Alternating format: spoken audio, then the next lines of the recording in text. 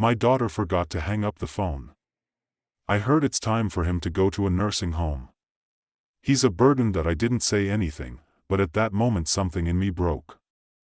I sold the house for $890,000. They came back from a business trip smiling, but there was a surprise waiting for them. The keys did not fit the door. They found a note on the doorstep, and after reading it they started screaming. And then I realized they wouldn't just leave it alone.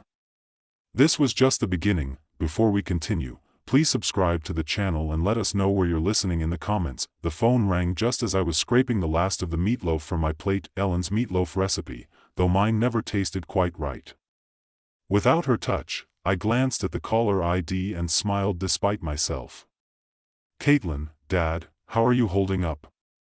Her voice carried that familiar warmth that always made my chest tighten with love and loneliness. That I settled into Ellen's old recliner, the leather worn smooth from years of her evening reading sessions. "Oh, you know me, sweetheart, just finished dinner and was about to watch the news." I didn't mention it was leftovers from 3 days ago, or that I'd been staring at Ellen's photo on the mantel for the better part of an hour. "Are you eating enough? You know you can always order groceries online now, right? I showed you the app." "I'm eating plenty." I interrupted, gently, though I had a little scare yesterday. Forgot to turn off the burner under my coffee pot. "Good thing." I smelled it burning from the living room. There was a pause. I could picture her frowning in that way. She'd inherited from her mother the same little crease between her eyebrows. "Dad, maybe we should talk about getting someone to check on you more regularly." "Jeremy thinks I'm fine, Caitlin." "Really? How's your business trip going?" "You're in Phoenix, right?" "Yes, the conference ends tomorrow." Jeremy's been handling most of the client meetings, while I sit through these endless presentations about digital marketing trends. She laughed, but it sounded forced. "Listen, Dad, I should probably get going. Jeremy and I have dinner plans with some potential investors." "Of course, sweetheart, I love you too, Dad, take care of yourself, okay?" I heard a click. Then rustling sounds. She must have dropped the phone in her purse. I thought, reaching to hang up my end. But then I heard voices, muffled, but clear enough, through her phone's microphone. "Jeremy, you see how he's deteriorating." Caitlin's voice no longer warm and caring. "He forgot to turn off the stove yesterday. What if he burns the house down?" My hand froze on the receiver. I spread through my chest. "It's time for a nursing home, Caitlin." Jeremy's voice cold and matter-of-fact. "He's becoming a burden, and you know it. Your dad's a good man, but he can't live alone anymore. The house is worth almost $1 million now." Caitlin's tone had shifted to pure calculation. "With Denver's market, we could probably get 900,000, maybe more." "Exactly." Jeremy sounded pleased. "We could sell it, put him somewhere decent, not too expensive, and finally buy that house in Boulder. We've been looking at the one with the mountain view." My daughter laughed, actually laughed. "God, Jeremy, you should have seen him tonight, so grateful just to hear from me. He has no idea. We're planning this. The longer we wait, the more confused he'll get. We should strike while he still trusts us completely." The phone slipped from my numb fingers, clattering onto the hardwood floor. Ellen and I had installed together 23 years ago, every board laid by my own hands, every nail driven with thoughts of our family's future. I sat in the sudden silence of my empty house, staring at Ellen's photograph. Her eyes seemed to bore into mine with an expression I couldn't quite read: disappointment, warning, or maybe just the terrible knowledge that comes to those who've already left this world. The grandfather clock in the hallway, Ellen's anniversary gift to me 15 years ago, ticked steadily in the growing darkness outside. The first spring, crickets began their evening song in the garden Ellen had planted and I still tended. Something cold and hard settled in my chest, replacing the warmth I'd felt hearing my daughter's voice just moments before. My hands, weathered from decades of construction work, slowly curled into fists. They thought I was a burden. They thought I was confused, helpless, ready to be managed and discarded. They were already spending my money, already planning their new life in my grave.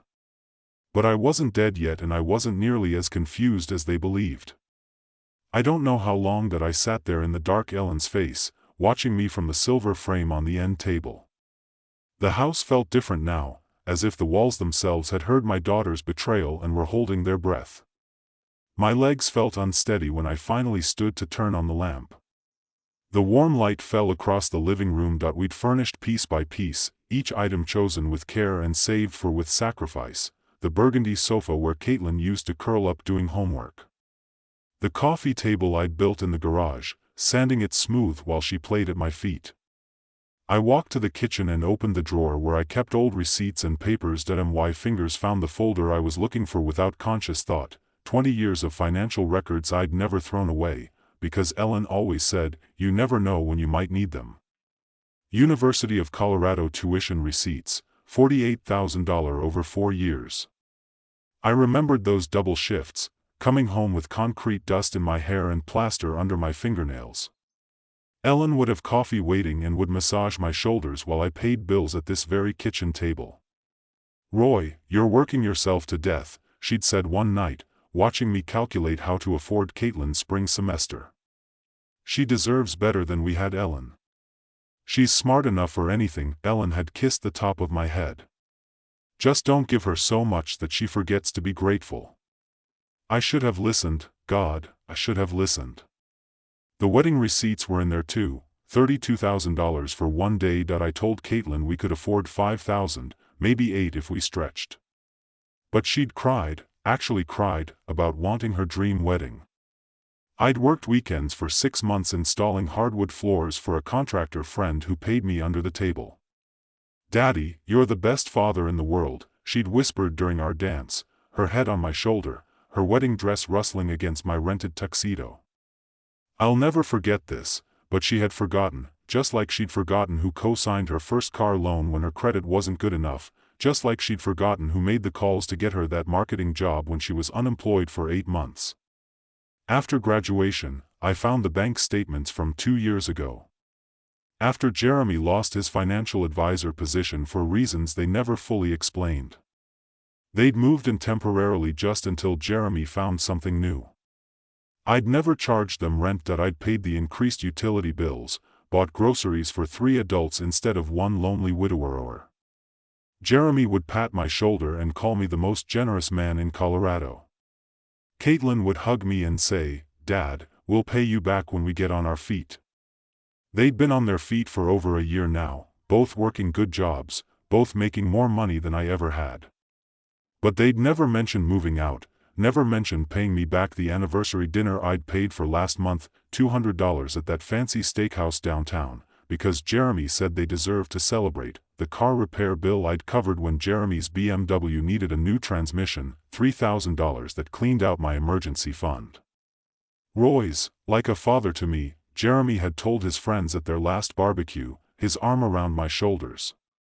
"I'm so lucky to have married into this family. I'd been proud, actually proud, to be the generous father-in-law, the man who took care of his family, no matter what it cost him." I walked upstairs to Ellen's and my bedroom, still unchanged after 2 years. Her jewelry box sat on the dresser, her reading glasses folded beside the lamp. I opened the bottom drawer where I kept our important papers and pulled out our original house deed. Roy and Ellen Hayes purchased 1999. No liens, no co-signers, no complications, my name, only now that Ellen was gone, standing there in the bedroom where Ellen had spent her last days, surrounded by everything we'd built together, I felt something shift inside me. The hurt was still there, sharp as broken glass, but underneath it something harder was forming. They wanted to put me away and sell my life's work. They thought I was too old, too confused, too grateful for their attention to fight back. I looked at Ellen's photo on the nightstand, remembering her voice from all those years ago. "Don't give her so much that she forgets to be grateful." Well, Ellen, our daughter, had definitely forgotten, but she was about to remember that her old man wasn't as helpless as she thought. I walked to my home office and pulled out the business card I'd kept in my desk drawer for 3 years. Todd Fisher, real estate attorney Ellen, had insisted we meet with him after her cancer diagnosis just to make sure our affairs were in order. It was time for another consultation. The next morning I walked through my house like a stranger, seeing it for the first time. But instead of seeing home, I was seeing what Caitlin and Jeremy saw: square footage, market value, liquid assets. In the kitchen I ran my hand along the granite countertop. I'd installed myself, working by lamplight after my regular job, because we couldn't afford to hire contractors. Ellen had picked out the pattern speckled gray with veins of gold that caught the morning light. She'd made coffee on this counter every morning for 16 years, until the cancer took her strength away. I remembered the Christmas morning when 3-year-old Caitlin took her first wobbly steps right here from the refrigerator to Ellen's outstretched arms. We'd both cried with joy, Ellen scooping our daughter up and spinning her around while I scrambled for the camera. Our baby's walking in our house. Ellen had whispered, tears streaming down her face. In the house we built for her. The living room held 25 years of Christmas mornings that I could still see 7-year-old Caitlin's face lighting up at the sight of the dollhouse. I'd spent 3 months building in the garage, working in secret after she'd gone to bed. Ellen had sewn tiny curtains for the windows, made miniature furniture from cardboard and fabric scraps. "Daddy, it's just like our house," Caitlin had squealed. And it was. I'd made it a perfect replica down to the little bay window in what represented her bedroom. That bay window had cost me 6 months of overtime. Ellen had seen it in a magazine and fallen in love with the idea of reading there in the afternoons. I'd learned to cut angles I'd never cut before, measured and re-measured until my back ached from crawling around the frame. "Roy, we can't afford this." Ellen had worried when she saw me marking measurements on the wall. "You want it, you'll have it," I told her. "I'll make it work." I climbed the stairs to Caitlin's old room, still painted the soft yellow she'd chosen for her 16th birthday, still decorated with photos of her high school friends and college memories. The room where I'd rocked her through colicky nights as a baby, where Ellen and I had helped her with algebra homework, at the small white desk I'd built to fit perfectly under the window. The master bedroom was the hardest. Ellen's side of the bed still had her water glass on the nightstand. Her bookmark still marking page 247 of the novel. She'd never finished. I'd built these walk-in closets with my own hands, custom designed to fit Ellen's height perfectly. Her clothes still hung there, still smelling faintly of her perfume. This was the room where we'd planned our future, where we'd whispered about our dreams for Caitlin, where Ellen had died holding my hand while machines beeped around us. "Promise me, you won't let them take advantage of you," she'd said near the end, her voice barely a whisper. "You're too good, Roy, too generous. Promise me, you'll take care of yourself." I'd promised, but I hadn't kept that promise, had I? In my home office I found the folder of construction photos. Ellen had kept pictures of me laying the foundation in the spring of 1999, 25 years younger and 50 pounds stronger. Me and my crew installing the frame, Ellen in her hard hat, bringing us lemonade on hot summer days, her belly just starting to show with Caitlin. The financial records from those years told the story. Ellen's photos couldn't. Second mortgage, personal loan from my brother. Ellen taking a part-time job at the school district to help with materials costs. We'd eaten beans and rice for months, drove cars held together with prayer and duct tape. But we'd built this house with our sweat, our sacrifice, our love for each other and for the family we were creating. And now my daughter, the baby who'd taken her first steps in this kitchen, the child who'd played in the yard I'd landscaped by hand, wanted to sell it all and put me away like an inconvenient piece of furniture. I picked up Todd Fisher's business card from my desk drawer. The edges were worn from 3 years of handling, but the phone number was still clear. Caitlin and Jeremy thought they were dealing with a confused old man who'd be grateful for any scrap of attention they threw him. They thought I was weak, helpless, ready to hand over my life's work without a fight. They were about to learn just how wrong they were. I dialed Todd's number and listened to it ring, my hand steady as stone outside. The spring morning was bright and clear, the kind of day Ellen used to love, the kind of day for new beginnings. The law offices of Pfizer and Associates occupied the second floor of a modest brick building on Kfax Avenue, the kind of place that specialized in helping regular people with real problems rather than impressing corporate clients. That I'd chosen my best suit, the charcoal gray one Ellen had picked out for me to wear to her funeral, and arrived 15 minutes early, my hands only slightly trembling as I signed in at the reception desk. Todd Fisher was younger than I'd expected, maybe 55, with graying temples and the patient demeanor of a man who'd heard every family horror story twice. His office was lined with law books and family photos. A wife, 2 teenagers, a golden retriever, the kind of normal life Ellen and I had tried to build. "Mr. Hayes, good to see you again." Todd poured coffee from a small machine in the corner, the rich smell filling the space between legal documents and filing cabinets. "I remember you and Ellen from a few years back. I'm sorry for your loss, thank you." I accepted the coffee, surprised by how steady my voice sounded. "I need to discuss something delicate about my daughter and son-in-law." Todd settled behind his desk pen, ready. "I'm listening." I told him everything: the phone call, the overheard conversation, their plans to sell my house and put me in a nursing home. Todd's expression never changed, but I caught him shaking his head slightly when I described their eagerness to spend my money on their Boulder dream house. "Unfortunately, Mr. Hayes, this scenario is more common than you'd think." Todd set down his pen and leaned back in his chair. "Adult children often assume they know what's best for their aging parents, especially when valuable assets are involved, but they can't actually do anything, can they?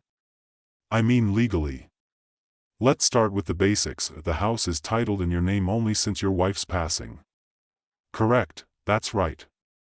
Ellen and I owned it jointly, but when she died, it transferred to me automatically. Then, legally speaking, your daughter and son-in-law have absolutely no claim to your property.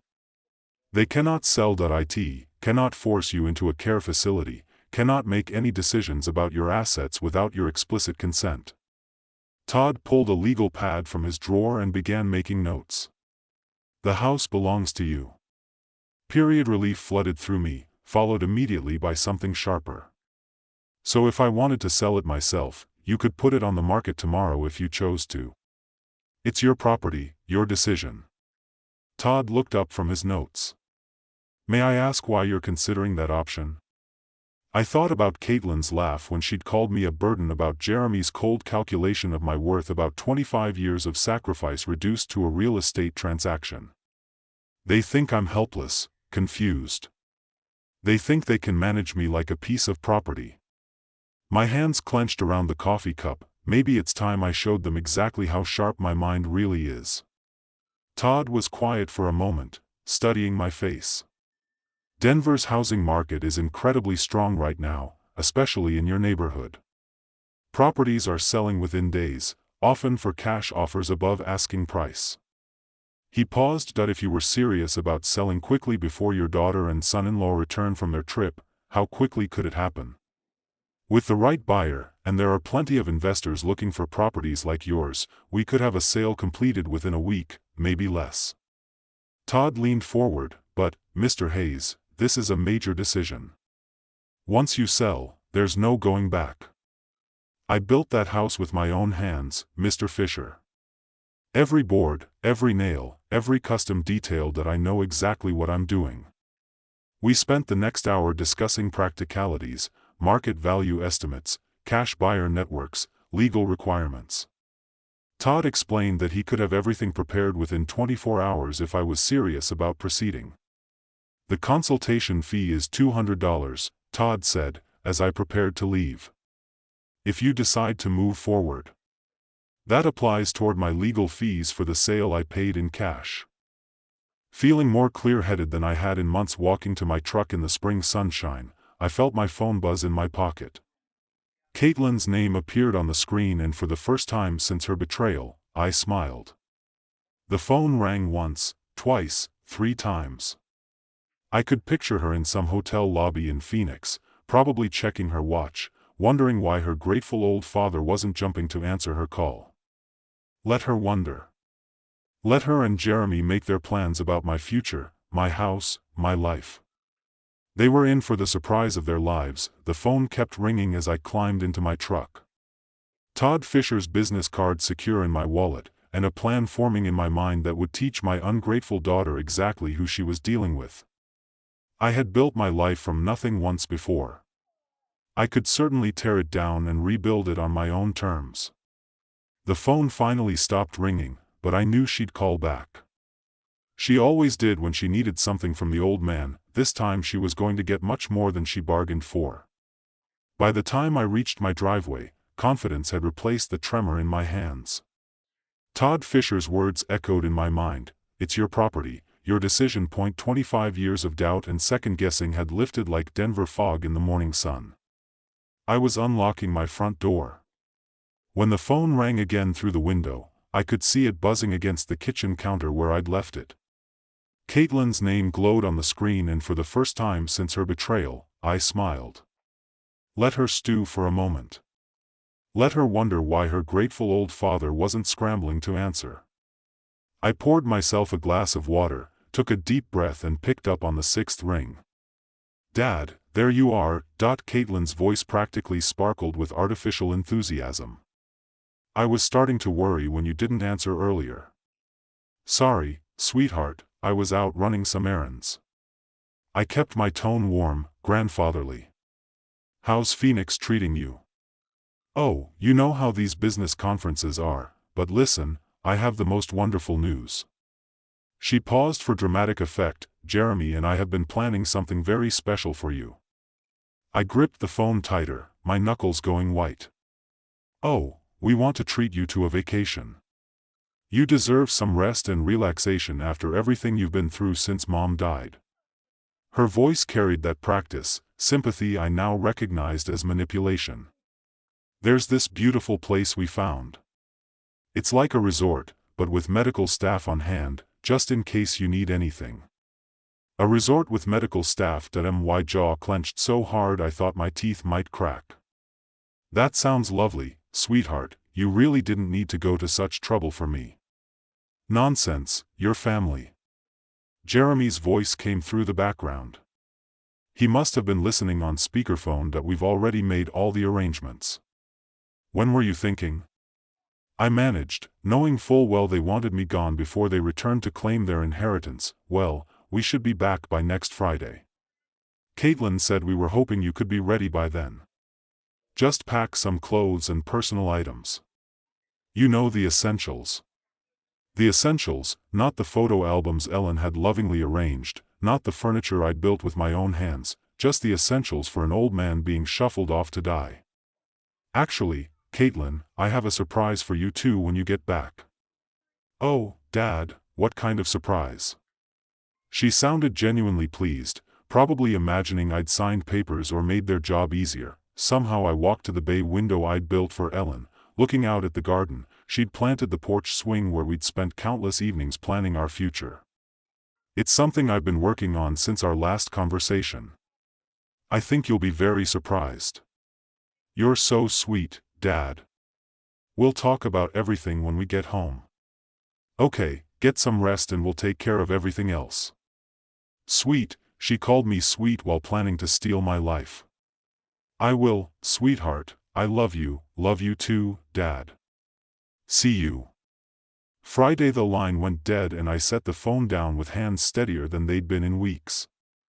I walked to my home office and opened my laptop, the screen glowing to life with possibilities I'd never considered before. My fingers hovered over the keyboard for just a moment before I typed "real estate agents, Denver." The search results filled my screen like ammunition in a war. I was finally ready to fight. I'd always been methodical. 25 years as a construction engineer had taught me to research thoroughly before making any decision. Tonight, that methodical nature would serve a different purpose. I clicked through agent profiles comparing success rates and client testimonials, like I used to compare structural steel suppliers. Cherry Hills, Highlands, Ranch, University, Hills, neighborhoods where houses sold for the kind of money Caitlin and Jeremy were already spending in their dreams. One name kept appearing in the top results: Brian Connor, 43 years old, specialized in quick sales, averaged 18 days from listing to closing. His photo showed a professional smile and confident eyes, the kind of man who could make things happen fast. His testimonials were exactly what I needed to see. Brian sold our house in 6 days. Cash buyer lined up within 48 hours. Smooth closing, no complications. I stared at his direct phone number, prominently displayed beneath his credentials. This was at the moment that would set everything in motion. Once I made this call, there would be no going back to being the grateful, manageable old man my daughter expected. Ellen's photo on my desk seemed to be watching me. I could almost hear her voice. "Roy, are you sure about this?" I was sure, more sure than I'd been about anything since her funeral. I dialed Brian Connor's number with steady fingers. "Brian Connor, Connor Real Estate. How can I help you, Mr. Connor? My name is Roy Hayes. I'm interested in selling my house quickly." "How fast can these things actually happen?" "Well, Mr. Hayes, that depends on several factors, but with the right property and pricing strategy, I've closed deals in as little as 10 days with cash buyers." "What kind of timeline are you looking at?" 10 days, my heart hammered against my ribs. 10 days, that fast? Absolutely. Denver's market is incredibly hot right now, especially for well-maintained properties in established neighborhoods. "Can you tell me a bit about your house?" I looked around my kitchen, seeing it through a buyer's eyes for the first time. 2-story, 3,400 square feet, built in 1999, Cherry Creek area, 3 bedrooms, 2.5 baths. I've maintained it well, did most of the work myself over the years. Brian's voice sharpened with interest. "That sounds exactly like what several of my investors are looking for: original owner, well-maintained, established neighborhood. Those are premium selling points. Would you be interested in a property assessment? How quickly could you come by?" "I can be there this afternoon if you're available." "Say 3:00. I glanced at the clock. It was just past noon. 3 o'clock works perfectly. "Let me give you the address." After I hung up, I sat in the sudden quiet of my kitchen, the magnitude of what I'd set in motion beginning to settle in my chest. In 3 hours a stranger would walk through the house Ellen and I had built together, assigning dollar values to our memories. I spent the next 2 hours cleaning obsessively old habits from Ellen's time when she'd insist the house be spotless for any visitor. I dusted the bay window, straightened the throw pillows on the couch, made sure every surface gleamed. But this cleaning felt different. I wasn't preparing for guests. I was preparing for an execution. At exactly 3 o'clock, the doorbell rang.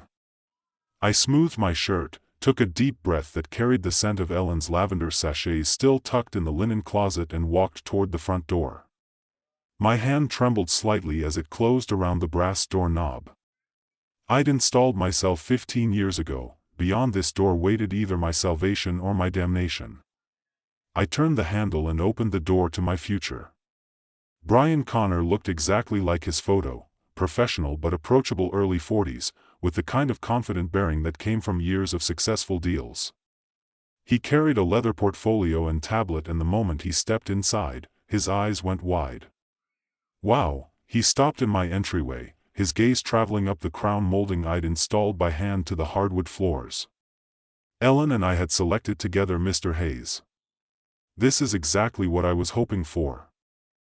I watched him take in the details, the way the afternoon light streamed through Ellen's bay window, the seamless flow from living room to dining room that I'd achieved by removing a load-bearing wall and installing a beam. His appreciation was genuine, professional. "You weren't kidding about maintaining this place." He pulled out his tablet and started taking photos. "These hardwood floors throughout. Original, installed them myself in 2001. Ellen wanted something that would last, so we went with 3/4 in solid oak." I found myself falling into the familiar rhythm of discussing my work, proud despite everything that was happening. "And this kitchen." Brian stopped at the granite countertop, running his hand along the edge. "Custom installation. Every inch." Ellen picked the pattern, said the gold veining reminded her of sunlight. My voice caught slightly. "I spent 3 weekends getting the measurements perfect." Brian was typing notes on his tablet, photographing the custom cabinets, testing faucets and outlets, with the thoroughness of someone who knew what buyers wanted. "Mr. Hayes, I have to be honest with you. In my 15 years doing this, I rarely see properties maintained to this standard. That I'm an engineer, was an engineer. I believe in building things right. The first time it shows." He gestured toward the living room. "May I?" I nodded, following him as he admired the open floor plan, the built-in bookcases flanking the fireplace, the way Ellen's decorating choices had turned our construction project into a home. "This bay window custom work, built it for my wife. She wanted a reading nook." I could picture her there with her mystery novels and afternoon tea. Her reading glasses perched on her nose. Brian was taking measurements. Now his excitement barely contained. "Mr. Hayes, I need to show you some comparable sales." He pulled up listings on his tablet. Similar properties in this area have been selling for $850 to $920,000. My chest tightened. That was more than Caitlin and Jeremy had estimated in their cruel conversation, but given the condition and custom features of your home, I'm thinking we price it at $890,000. That should move it quickly while getting you top dollar $890,000. I sat down heavily in Ellen's reading chair, the number spinning in my head. "That much I managed." "Mr. Hayes, you're sitting on a gold mine. Properties like this don't come on the market often, especially not in this condition." Brian's voice carried the confidence of someone who knew his business. "I actually have an investment group that's been looking for exactly this type of property." "What kind of investment group?" "They specialize in high-quality rental properties and established neighborhoods. They pay cash, no financing contingencies, no repair negotiations. They can close in 10 business days, 10 business days." Caitlin and Jeremy would return from Phoenix in 8 days, expecting to find their grateful, manageable father ready to be shipped off to their resort. "What's the catch?" "Why so fast?" Brian smiled. "No catch. Cash means no loan delays, no appraisal contingencies. That could kill the deal. They do their own inspections, but frankly, your house is in better shape than most new construction I see." I looked around the living room where Caitlin had taken her first steps, where Ellen and I had hosted Christmas mornings and birthday parties and quiet Sunday afternoons reading the paper together. "When would I need to be out?" "Standard contract gives you 30 days after closing, but they're flexible if you need more time. The main thing is getting clear title and completing the paperwork." I thought about Caitlin's voice on the phone calling me sweet while planning to steal my life. I thought about Jeremy's cold calculation reducing me to a burden to be managed. I thought about Ellen's warning about being too generous, too trusting. "Let's do it." Brian's professional mask slipped for just a moment, revealing genuine excitement. "Excellent choice, Mr. Hayes, let me call them right now."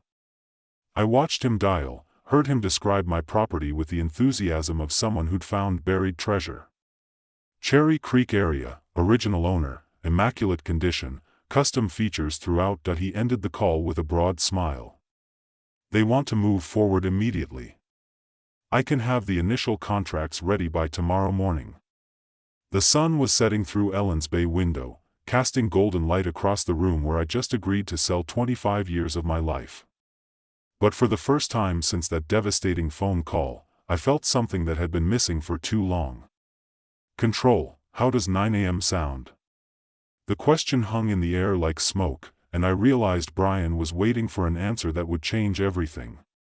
The grandfather clock in the hallway, Ellen's 15th anniversary gift to me, ticked steadily in the silence. 9 a.m. sounds perfect. After Brian left with promises of contracts and closing timelines, I stood alone in the house that would soon belong to someone else. The evening light through Ellen's windows painted everything golden, like a photograph of a life I was about to leave behind. But it wasn't sadness, I felt. It was anticipation. Brian arrived the next morning with contracts, a notary, and coffee for everyone, the kind of professional efficiency I'd always respected. I read every line with the thoroughness that had made me a good engineer, checking details the way I used to check blueprints. Sale price, $800 on $90,000, cash purchase. Closing date, 10 business days from signing the notary. A middle-aged woman with kind eyes walked me through each signature, minimal contingencies, just the title search and final walkthrough, and I can remain in the house for 30 days after closing if needed. That's correct, Mr. Pays, though most sellers prefer to move out sooner rather than later just for peace of mind. Peace of mind, I almost laughed. The only peace of mind I'd have would come from seeing Caitlin and Jeremy's faces when they discovered what their burden had done. That I signed my name with steady hands and, just like that, the process was in motion. The first 3 days passed in a blur of paperwork and inspections. The title company began their search through decades of records. The investors sent their team, a polite crew who admired my workmanship and found nothing to complain about. Your father-in-law really knew what he was doing. One of them told the heir, since they assumed I was already gone, these floors, this electrical work, all top quality. Days 4 through 6, I became a man with a secret mission. I researched apartments online, looking for something small but comfortable somewhere I could start over with nearly $900,000 in the bank. I found a place in Highlands, a senior community with golf courses and a community center, the kind of place Ellen and I had sometimes talked about for our golden years. I also called storage facilities planning. Which of Ellen's things I'd keep and which I'd have to leave for the new owners. Her china, definitely her jewelry box, the photo albums, the essentials of a life lived together. Days 7 through 9 brought a strange confidence I hadn't felt in years. Each morning I woke up knowing I was one step closer to freedom, one step closer to showing my daughter that her confused old father was sharper than she'd ever imagined. Mrs. Patterson from next door noticed the activity, asked about the inspectors and official-looking people, just some work being done. I told her, hating the half-truth but knowing the full truth would spread through the neighborhood before I was ready. On day 8, Brian called with final confirmation. Everything's on track for tomorrow's closing. Mr. Hayes, the buyers are thrilled with the inspection results.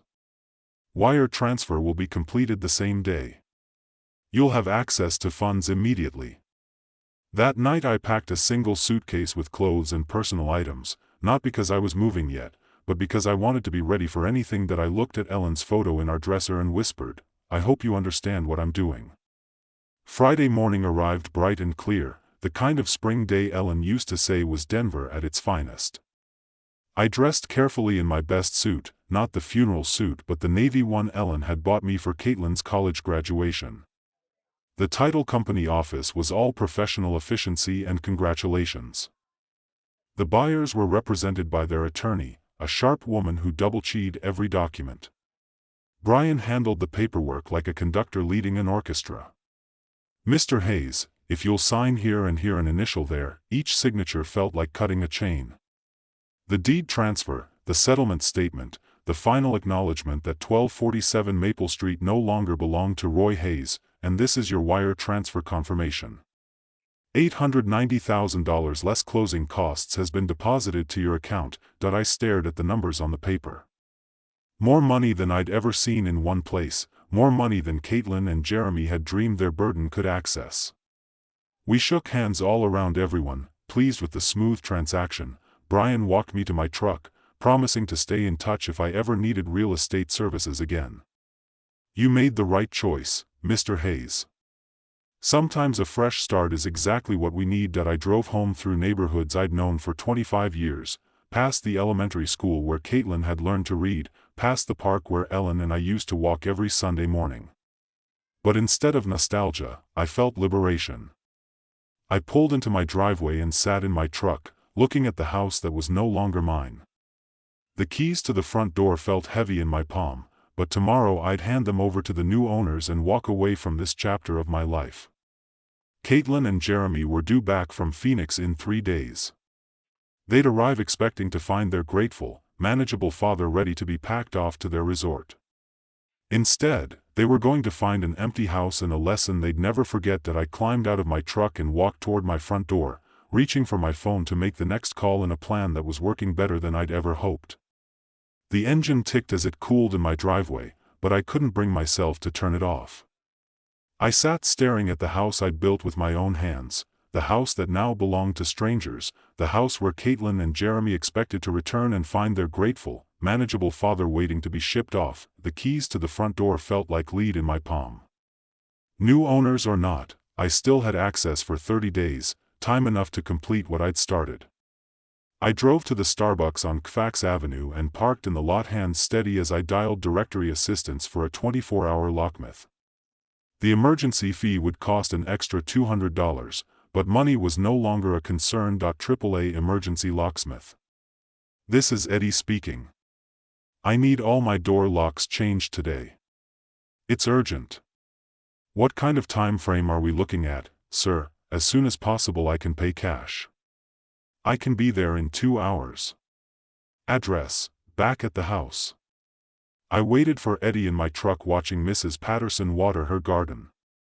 Next door she waved and I waved back, my chest tight with the knowledge that I was lying to everyone who cared about me. Eddie arrived in a van full of tools and hardware, a man in his 50s who'd clearly seen every kind of lock emergency Denver had to offer.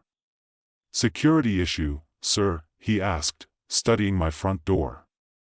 New ownership situation, better safe than sorry. He nodded like he'd heard it before and got to work. I watched him remove the locks I'd installed 15 years ago, the brass hardware Ellen had picked out because it matched our door knocker. These are quality locks, Eddie commented as he worked. Somebody knew what they were doing when they installed them. That was me. I like things done right. The new locks were silver instead of brass, modern instead of traditional. They clicked differently when Eddie tested them, a sharper, more mechanical sound than the old ones. Here are your new keys, sir. 3 copies of each front door, back door and garage side entrance. Eddie handed me a ring of keys that felt foreign in my palm. That'll be $450 with the emergency fee. I paid in cash from my wallet, knowing there would be no paper trail connecting Roy Hayes to this transaction. After Eddie left, I stood in my empty house and began the hardest part, packing 25 years of life into what I could carry. Ellen's jewelry box went into my suitcase first, along with our wedding photos and the novel she'd been reading when she died, bookmark still marking page 247, my engineering certificates, our important documents, Ellen's favorite cookbook, with the handwritten notes in the margins. I left almost everything else. The furniture that told our story would have to stay, the photo albums chronicling Caitlin's childhood, Ellen's clothes still hanging in our closet, still carrying the faint scent of her perfume. While I packed, I called Sunset Manor Apartments on my phone, explaining that I needed a furnished 1-bedroom immediately. We have a lovely unit available for immediate occupancy, said Mrs. Chen, the property manager. Month-to-month lease. If you prefer flexibility, I'll take it. I met Mrs. Chan at the apartment complex an hour later, a modest but clean building designed for seniors, with a community center and well-maintained grounds. The 1-bedroom unit was simple but comfortable, furnished with everything I needed to start over. Cash deposit is perfectly fine, Mr. Hayes. When would you like to move in tonight? Mrs. Chen's eyebrows rose slightly, but she didn't ask questions. I signed the lease and handed over first month's rent plus deposit, nearly $3,000. That would have seemed impossible to spend casually just 2 weeks ago.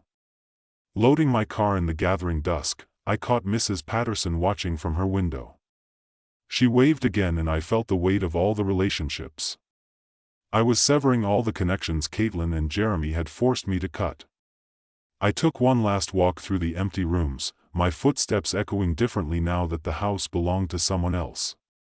In the kitchen, where Ellen had taught Caitlin to bake Christmas cookies. In the living room, where we'd watched Caitlin open presents on Christmas morning. In our bedroom, where Ellen had taken her last breath while I held her hand. I'm sorry, honey, I said aloud to Ellen's memory, but you'd understand. You always said I was too generous, for my own good. I locked the new locks and drove away from Maple Street for what might be the last time. My rear-view mirror, full of the life I was leaving behind. The sun was setting when I arrived at Sunset Manor, my car loaded with the essentials of my existence. I carried my suitcase to my new front door, fumbling with unfamiliar keys, to unfamiliar locks inside the small apartment. I dropped my suitcase and immediately reached for my phone. The final phase of my plan required one more call, one more piece of the puzzle that would give Caitlin and Jeremy the surprise of their lives. The apartment felt like a motel room, functional but soulless, with generic furniture and the lingering smell of industrial carpet cleaner. I stood holding my phone, Ellen's photo, already positioned on the nightstand, trying to decide which bank would best protect nearly $900,000 from the children who thought they deserved it. I opened my laptop on the small dining table and began researching banks that specialized in large deposits.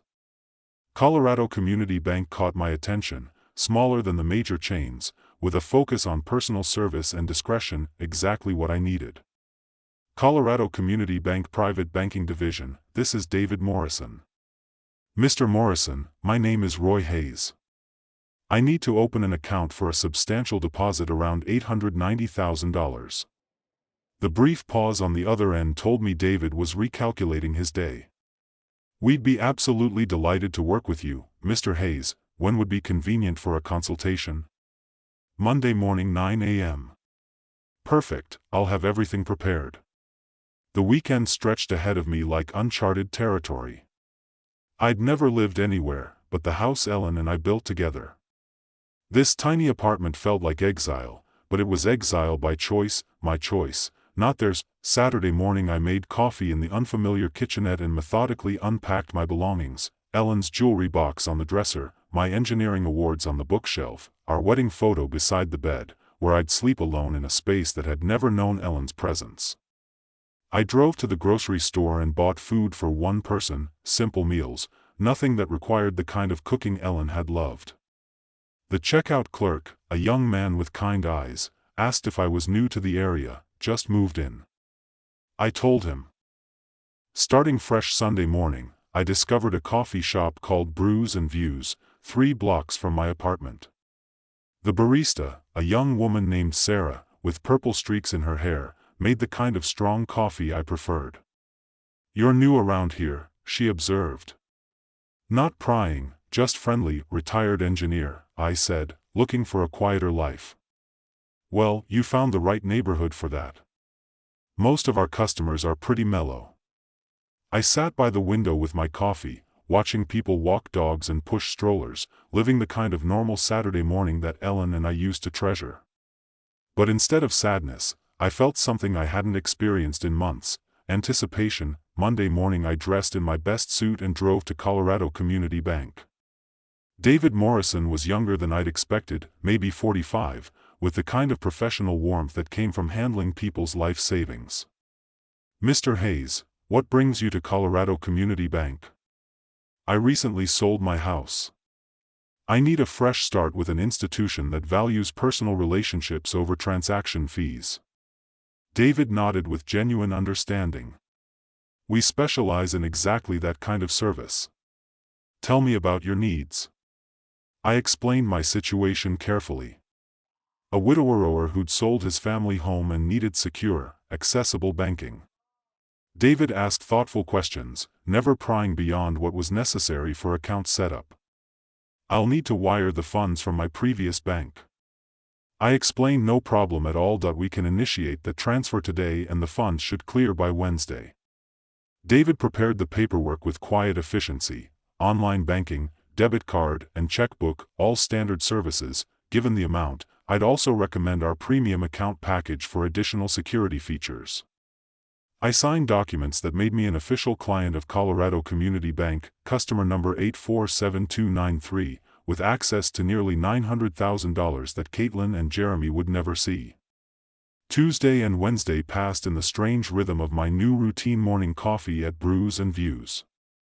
Sarah remembered my order and asked about my weekend afternoon walks through the neighborhood, discovering a small park with benches where other retirees fed pigeons and read newspapers. Wednesday afternoon David called with the news I'd been waiting for. "Mr. Hayes, your funds have cleared successfully. Your account is fully active." I hung up and looked around my small apartment at Ellen's photo, watching me from the nightstand at the simple life I was building from the wreckage of my daughter's betrayal. For the first time since Ellen's death, I felt truly in control of my own destiny. Wednesday evening I sat in my single chair, not Ellen's reading chair, not the recliner where I'd heard Caitlin's betrayal, just a plain chair in a plain room that belonged entirely to me. I opened my laptop and typed mini surveillance cameras into the search bar. My fingers hovered over the keyboard, knowing that what I was about to order would capture the final act of my revenge. Caitlin and Jeremy were returning on Friday expecting to find their grateful old father ready to be managed. Instead, they were going to discover that their burden had become their biggest problem. The search results filled my screen with dozens of surveillance options, from obvious security cameras to devices disguised as everyday objects. After 30 minutes of research, I found what I needed: a wireless mini camera hidden inside what looked like a phone charger. The specifications were perfect for my engineering mind: Wi-Fi enabled with smartphone app control, motion-activated recording, 12-hour battery life and crystal clear video quality.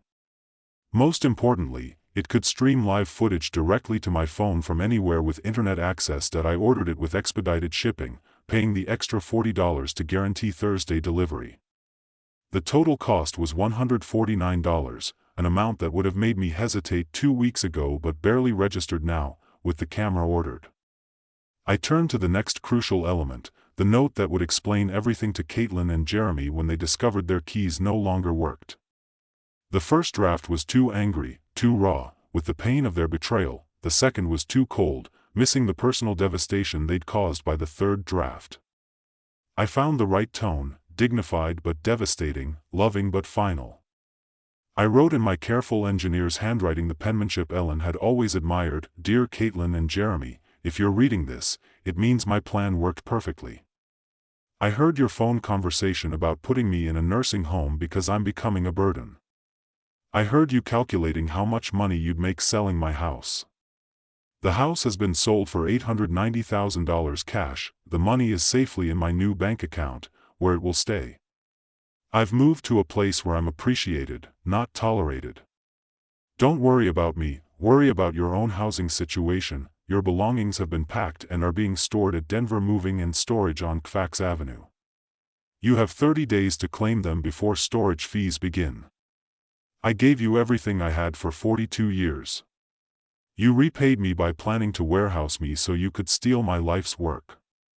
I hope the lesson was worth the cost. Love, Dad." Thursday morning, the FedEx truck arrived at my apartment with a small box containing my surveillance equipment. I spent an hour in my kitchen testing the device and learning the smartphone app. The video quality was remarkably clear, the audio sharp enough to catch whispered conversations. Thursday afternoon I drove to my former house for the last time. I used the garage door opener. I'd never given Caitlin and Jeremy parking inside to avoid questions from neighbors. My hands shook slightly as I approached the front door with my new keys. Inside, the house still smelled like home: Ellen's lavender sachets, the lemon oil I used on the wooden furniture, the faint residue of 25 years of family dinners. But there were new additions that made my chest tight: Caitlin and Jeremy's suitcases by the stairs.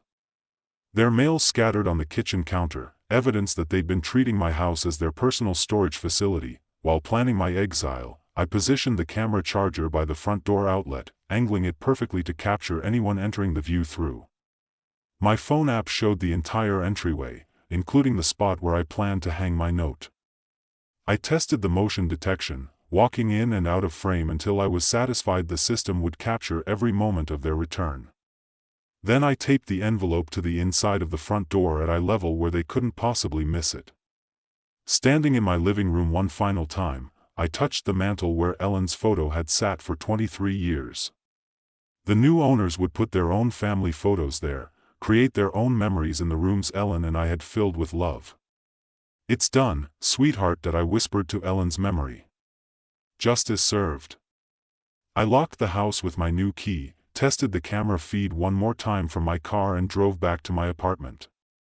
The motion detector was armed, the battery fully charged and my phone ready to alert me the moment Caitlin and Jeremy discovered their keys no longer worked. Back in my apartment, I sat in my chair with my phone in my hand, watching the empty doorway through the camera app. The timestamp showed 6:30 p.m. Thursday evening. Tomorrow, Caitlin and Jeremy would return from their business trip, probably discussing their nursing home plans and already spending my money. In their minds, they had no idea their grateful old father had become their worst nightmare. I woke Friday morning with the anticipation of a man about to witness justice after years of injustice. My coffee tasted better than it had in weeks, and even the small apartment felt less confining. As I settled into my chair with my phone, the camera feed showing my empty former doorway. 4:30 p.m. They should arrive soon. I'd memorized their travel patterns. Caitlin always insisted on leaving Phoenix by noon to avoid traffic, and Jeremy drove exactly the speed limit that they'd be pulling into my driveway within the hour. I looked at Ellen's photo on my nightstand. I hope you understand what I'm doing, honey. They left me no choice. 5:15 p.m. My phone buzzed with motion detection.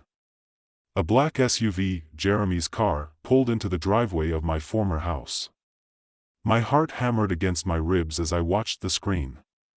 Caitlin stepped out first, stretching after the long drive. Jeremy emerged from the driver's side, pulling their suitcases from the back. They moved with the casual confidence of people coming home to claim their inheritance. I watched them approach the front door, Caitlin fishing her keys from her purse. While Jeremy set the luggage down, she inserted her key into the lock. I'd had changed just yesterday, the key didn't turn. Caitlin frowned, examining her key ring. She tried again, jiggling the key with growing frustration. That's weird, her voice came through my phone speaker. My key's not working. Jeremy stepped closer, his expression shifting from tired to concerned. Let me try the back door. I watched him disappear around the side of the house while Caitlin continued struggling with the front lock. When Jeremy returned 3 minutes later, his face had darkened with alarm. Back door's locked too, and the garage remote isn't working. His voice carried the edge of panic that I'd hoped to hear. Caitlin. Someone changed these locks. What? That's impossible. Dad doesn't even know any locksmiths. Jeremy studied the front door more carefully, his financial advisor's mind, recognizing trouble when he saw it. These are brand new locks, this isn't an accident. Caitlin pulled out her phone with shaking fingers. I'm calling Dad. I watched her dial my old landline, the number I'd had disconnected 3 days ago. After several rings, her face crumpled with confusion. No answer. It's not even going to voicemail. Try his cell phone. He doesn't have a cell phone, remember? We talked about getting him one for emergencies. Her voice cracked with the first hint of real fear. Jeremy was examining the windows. Now his earlier confidence completely evaporated. There, that one's unlocked. I can boost you up. That I watched my daughter climb through the kitchen window. I deliberately left unlatched, her business suit catching on the frame. She disappeared inside, and moments later the front door opened from within. Jeremy entered with their suitcases, and both of them stopped dead when they saw the white envelope taped to the door at eye level.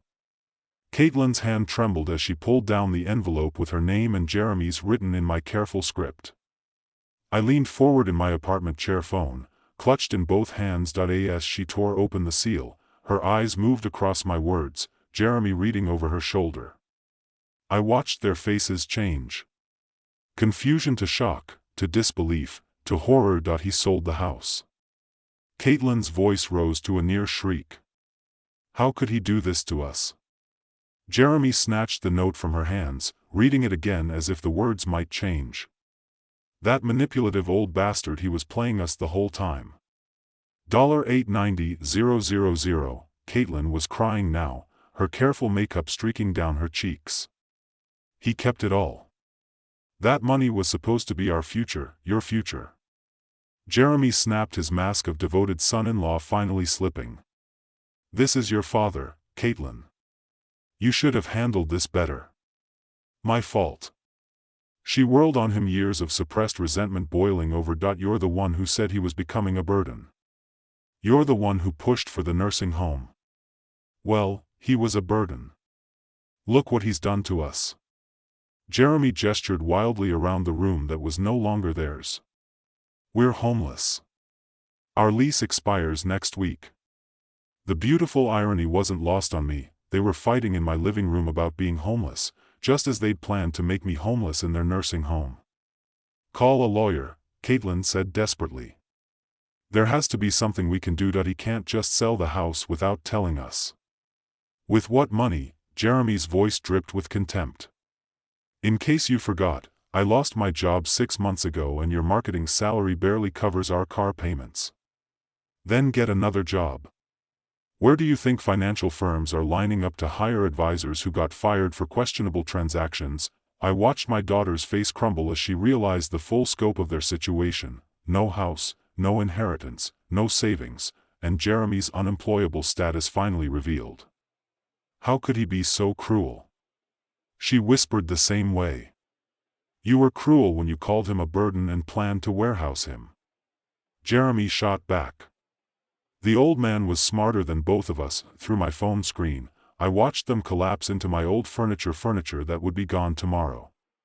When the new owners took possession, Caitlin buried her face in her hands, while Jeremy stared at my note with the expression of a man who'd finally understood he'd been outplayed. I turned off the camera feed. I'd seen enough. Walking to my small kitchen, I opened the bottle of Ellen's favorite wine I'd saved from the house, a 2018 Bordeaux that we'd been saving for a special occasion that never came. I poured myself a glass and raised it toward Ellen's photo. To you, my love, justice served. The wine tasted like victory. They learned what happens when you bite the hand that feeds you. My phone buzzed with a text from an unknown number, probably Caitlin, trying to reach me through some new method that I deleted it without reading and powered off the phone completely. Walking to my window, I looked out at the Denver skyline painted gold by the setting sun. Somewhere across the city, my daughter and her husband were facing the consequences of their cruelty. Somewhere in my former house, they were learning that their burden had become their biggest problem. For the first time in 2 years since Ellen's death, I felt completely free. I was no longer anyone's burden. I was my own man again, with my own money, my own choices and my own future stretching ahead like an open road. Roy Hayes had left the building and he was never coming back. If you like this story, please like this video, subscribe to the channel and share your impressions of this story in the comments. To listen to the next story, click on the box on the left. Thank you for watching.